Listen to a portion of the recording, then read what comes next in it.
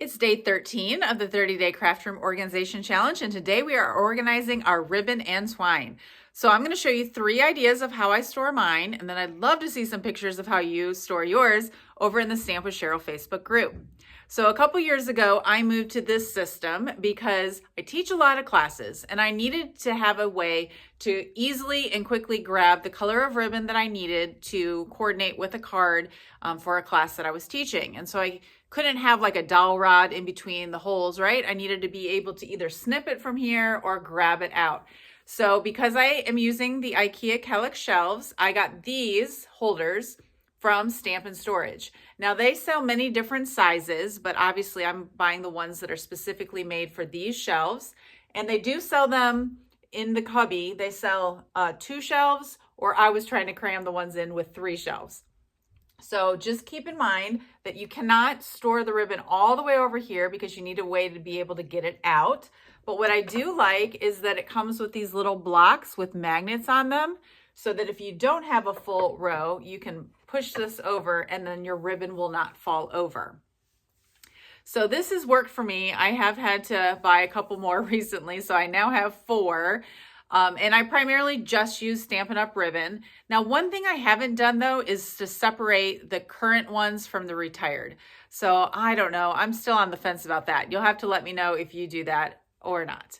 But in any case, I could probably just tag them with a sticker once they retire. Maybe that would be easier.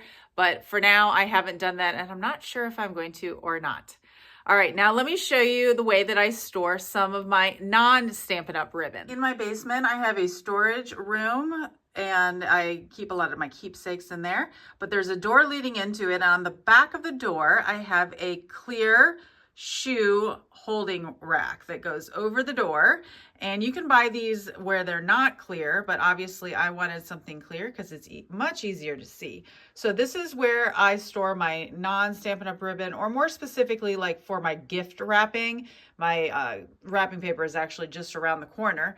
So I tried to organize these by color and whatnot. And then in the top right-hand corner, I have some tape and scissors and a happy birthday banner. But in any case, this is how I separate my non-Stampin' Up! Ribbon. And lastly, I'll show you how I store my baker's twine. So again, I've got another Kallax over here. This one's the smaller 2x2, and I put drawers on the top, so I'll show you what's inside those later. But over here in the bottom cubby, I have a plastic Sterilite container that I use to store my baker's twine. And these are actually, I'm sure I got this at Goodwill, because these are actually sort of hard to find. This one's a little bit bigger than the other sizes that you see I have over here. This is where I actually used to keep my embellishments, and it wasn't working for me, and they were getting buried in here. So you can see I have this labeled ribbon, twine, and wire. And so on the top one, look at this oldie but goodie. So some just different ribbon like that. A lot of this is leftover from paper pumpkin kits, which we'll be talking about later.